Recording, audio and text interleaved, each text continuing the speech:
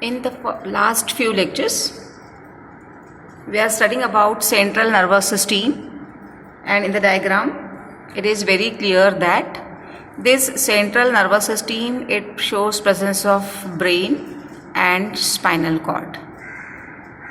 In previous few lectures, details of brain it was completed.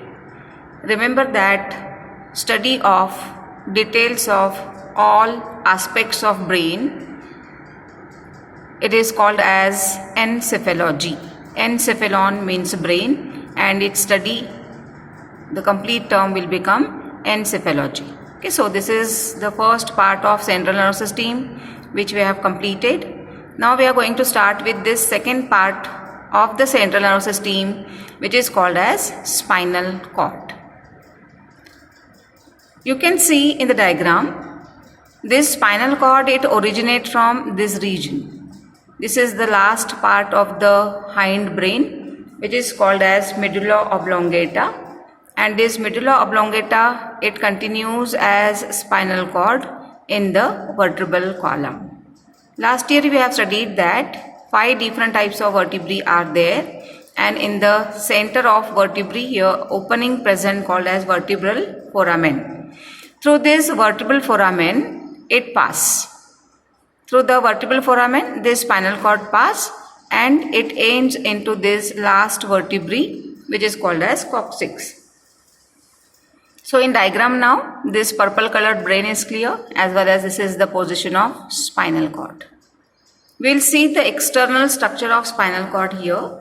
This spinal cord is covered by 3 meninges and the vertebral column. As in case of brain also, this brain consists of 3 meninges here, outer dura, middle arachnoid and third pia mater. And above the 3 meninges, this layer of bone is present, which is called as cranium. Same is the case in case of spinal cord. It is covered by 3 meninges and externally covered by bony covering, which is of vertebral column. So external structure same in brain and spinal cord, with the cavities in between, that is subdural and subarachnoidal cavities. We will see the details of spinal cord now. This spinal cord,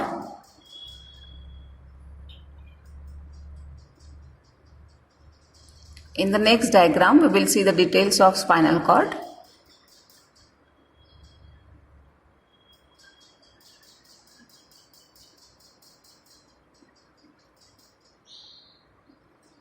This is a diagram once again for spinal cord. See here this region. This is the part of medulla oblongata from where spinal cord originates, and it continues into the vertebral column. This spinal cord, it is a long cylindrical rod-like structure which is near about 42 to 45 centimeter long and 2 to 2.5 centimeter broad. Okay, so this spinal cord, which is a cylindrical structure, it continues from medulla oblongata up to the end of this vertebral column. Towards the lower end, you can see this conical structure, this cone-like structure, which is called as conus medullaris. This one, this is the conus medullaris, this one. Okay, so at the end, it shows this cone-like structure, conus medullaris, and it continues as thread-like structure, which is called as filum terminale. So you have to remember spinal cord, it is subcylindrical structure, rod-like. Towards the end, it forms a cone-like structure, which is called as conus medullaris, and it ends into the thread-like structure, which is called as filum terminale. We will see other diagram.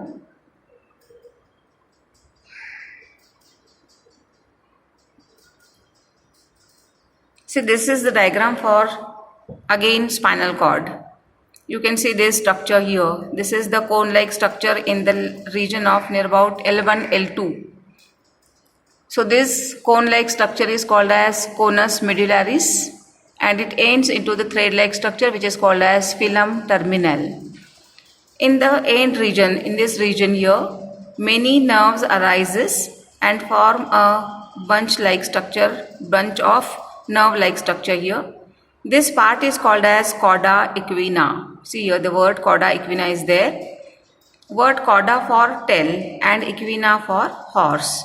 So this structure looks as a tail of horse and hence called as cauda equina. So this is for the external structure of spinal cord here. You can see that this much part of the vertebral column is called as cervical region. From the cervical region of the spinal cord here, 8 pairs of spinal nerves arises. 8 pairs. This 8 from the left side, 8 from the right side. So these 8 pairs of cervical nerves are there. From thoracic region, you can see that this is the thoracic region. This much part is thoracic region. And from this thoracic region, 12 pairs of thoracic nerve from the left side and 12 pairs of thoracic nerves, 12 nerves from the right side. So again, 12 pairs of thoracic nerves are present. Lumbar region, this much part is called as lumbar region, having L1 to L5 on both the sides. So 5 pairs of lumbar spinal nerves. In sacral region also, this 5 pairs of spinal nerves arises, and from coccygeal region only 1 pair arises. So total number of spinal nerves coming out from the region of spinal cord are 31 pairs. Okay, so this is for the external structure of spinal cord. From where the spinal nerves arises?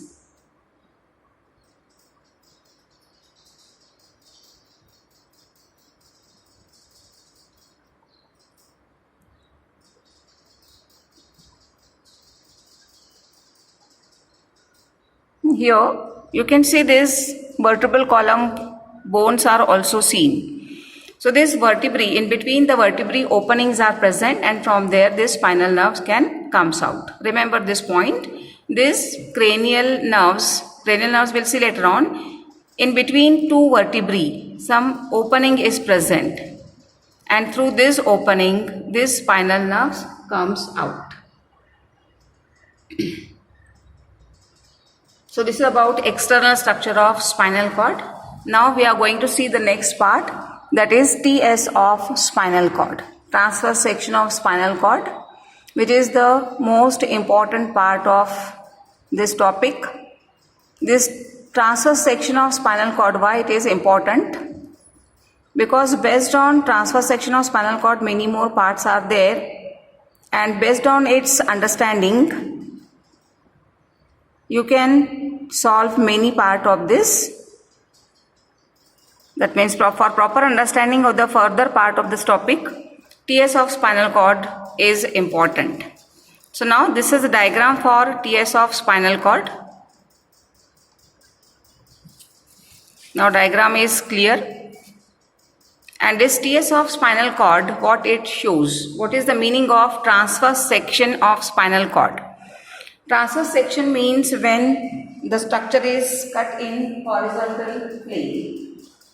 Now we can see here. So this is for the spinal. We can consider this is the spinal cord. This is the cord-like structure. And if we cut it transversely, that means if we cut in this way, you can see this circular structure. So this circular structure becomes the transverse section. So spinal cord, when cut it horizontally, it becomes TS of spinal cord, what it shows. About TS of spinal cord, as you know that it originates from medulla oblongata and continues. It becomes subcylindrical structure, and this subcylindrical structure, it consists of this fissure here. This is the posterior fissure. This posterior fissure is shallow, this one. Okay. And this is the anterior fissure, which is broad.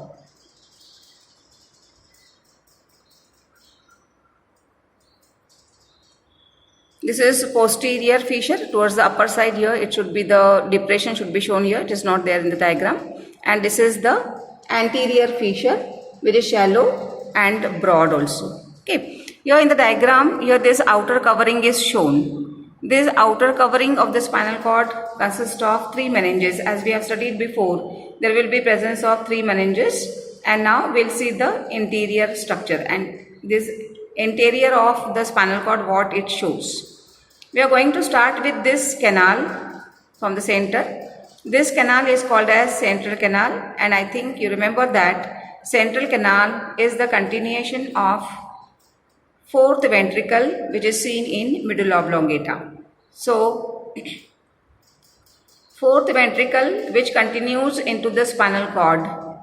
Here in the transverse section is seen a rounded structure becomes central canal, and this central canal is internally lined by a layer of epithelial cells which are called as ependymal cells. So, central canal is surrounded by this later H-shaped grey matter. This later H-shaped grey matter is seen, and this later H-shaped grey matter is surrounded by this white matter. This part, this complete structure, it is made up of white matter, this one. So this H-shaped grey matter, what it shows? It shows this upper horn like structure called as dorsal horn. Towards the lateral side it shows lateral horn, and towards the ventral side it shows ventral horn. This dorsal horn, it continues into the dorsal root. This lateral horn, it have neurons of autonomic nervous system, and this ventral root, this ventral root, it continues, this ventral horn, it continues into the ventral root. So you have to remember for TS of spinal cord what? It is a subcylindrical structure with this posterior fissure, and this is the anterior fissure. Then you have to go into the center of this spinal cord having central canal.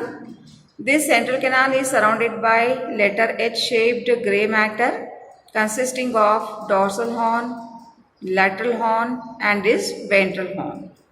Dorsal horn continues into the dorsal root. Lateral horn is just simply a structure, and it consists of neurons of autonomic nervous system, and this ventral horn, it continues into the ventral root.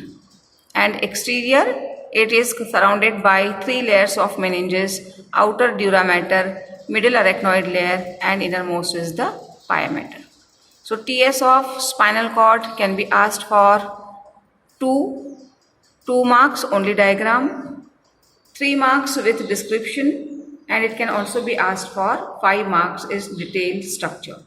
Remember that understanding of TS of spinal cord is important for the understanding of the next part of this topic. Now see, one thing is left, that is this white matter. This grey matter is surrounded by white matter.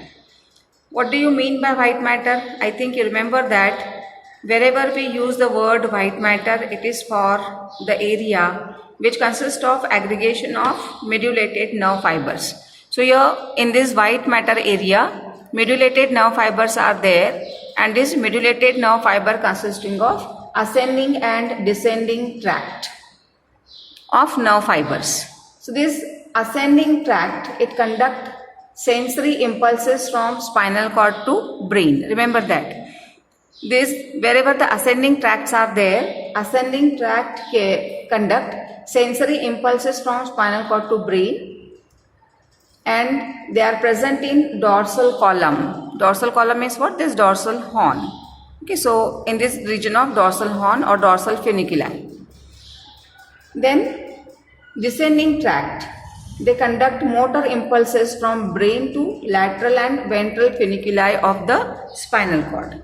So remember this terminologies and the functions of different parts of this spinal cord, important part. Okay. Now next to that, we are going to start with the second part of the system, which is called as peripheral nervous system. See, from where we have started, we were started with the nervous system of man.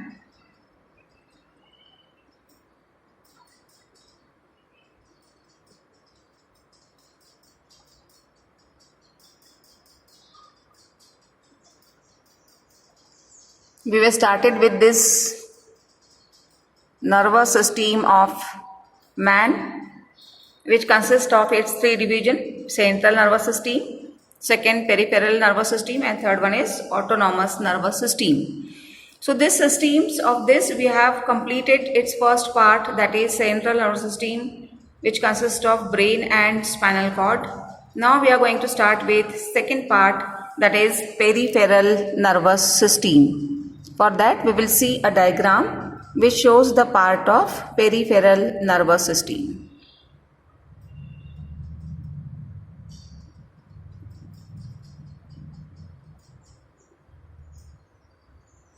So this is a diagram for peripheral nervous system. This peripheral nervous system, it is composed of cranial nerves and spinal nerves. What is the meaning of cranial nerves? This cranial nerves, this arises from the region of brain. Why these are called as cranial nerves? Because they pierces the cranial cavity and comes out. So these are cranial nerves coming out from the region of brain, and we have seen this is the spinal cord, which is a subcylindrical structure. Nerves coming out from the region of spinal cord, these all are the nerves coming out from the region of spinal cord. It forms spinal nerves. Okay, so cranial nerves and spinal nerves constitute peripheral nervous system. Now we are going to see about the cranial nerves. This is a diagram for cranial nerves, actually not given in the textbook, but only for understanding you can see in the diagram. Towards this side six cranial nerves are shown, and these are the 6 pairs of cranial nerves. Total 12 pairs of cranial nerves are there, and these nerves, they show their different nature. What's the meaning of nature of cranial nerves?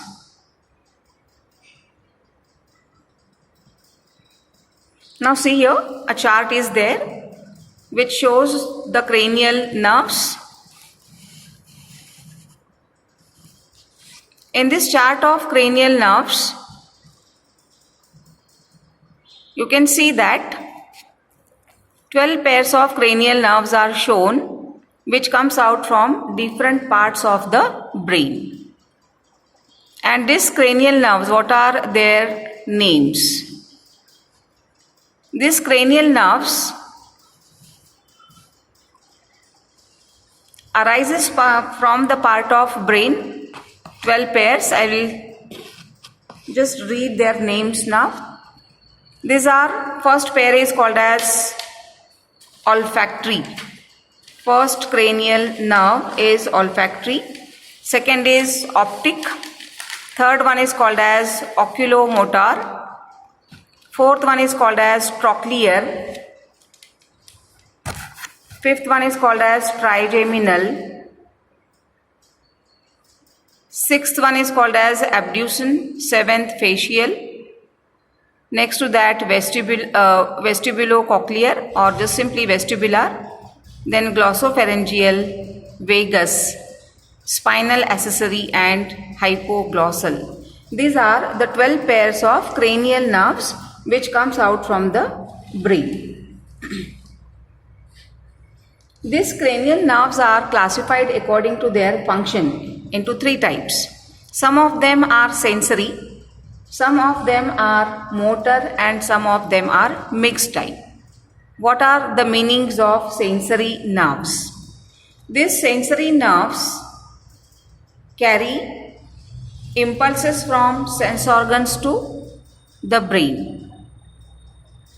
Motor nerves carry impulses from brain or from CNS to motor organs, and mixed nerves can carry impulses in both directions. So according to their functions, they are categorized into sensory, motor, and mixed type. Just see the chart. See, this first one is called as olfactory. Second one is called as optic. These 2 are sensory. Next 2, oculomotor and trochlear, are motor. Trigeminal, both, that means it consists of motor and mixed both type of neurons. Abduction, motor, facial is both, vestibular, sensory, glossopharyngeal and vagus both, that means mixed type, and last two, spinal, accessory and hypoglossal is of motor type. How to remember their names and their nature?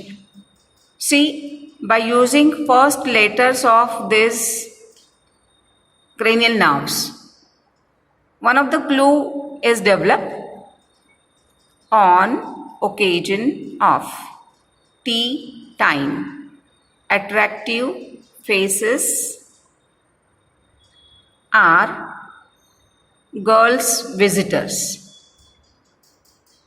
Your girls' visitors saying hello. Okay, so you have to remember this. What? On occasion of tea time, attractive faces are. I have used here are. For what? Vestibulocochlear, which is also called as auditory nerve. So instead of vestibulocochlear, it is also called as auditory nerve. So we can use the word are. Girls, visitors, spinal accessory it is. So spinal saying hello. By using this sentence, you can learn the names of these 12 pairs of cranial nerves. How to learn this, their nature? You have to learn it by heart. Because question can be asked, give the names, nature and function of cranial nerve number. Only numbers will be given. And you have to write its name, nature and its function. Okay, so you have to remember this nature also. By using a mnemonic. Sa, mo, mi, sa, mi, mo. You can remember this also. If you are going to recite it for 5 to 6 times, it will be by heart for you for your life. Okay, so you have to remember these names and nature, and what are their functions also you have to learn by heart. Once the function you are going to remember it clearly, these functions, from their function you can tell their origin and which are the organs they innervate. That means to which organs they are get supplied. If you are going to say about the smell, that means you know that smell is concerned with nose. So it innervates to nose. It is concerned with vision. Second one, optic is concerned with vision. That means related with eye. Oculomotor is also concerned with eye movement. Trochlear is concerned with eye to look at nose. That means lower movement, moving the position of towards the lower side. So in that way, by using their functions, you can tell their innervations also. That means to which organ they are supplying, they are going to supply. So this cranial nerves and spinal nerves, it constitute peripheral nervous system.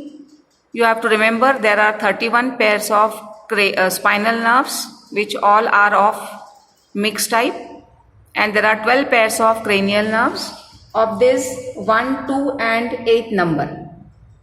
Cranial nerve number 1, 2 and 8th one is sensory. Cranial nerve number 3, 4, 6, 11 and 12. 3, 4, 6, 11 and 12 are of motor type and remaining are of mixed type. So this is about cranial nerves also. Important system can be asked for 2 marks. 2 marks question can be asked. Match the following. In that format, these cranial nerves can be asked. So prepare it well for 1 mark, 2 marks question. We are going to continue with the further part in the next lecture.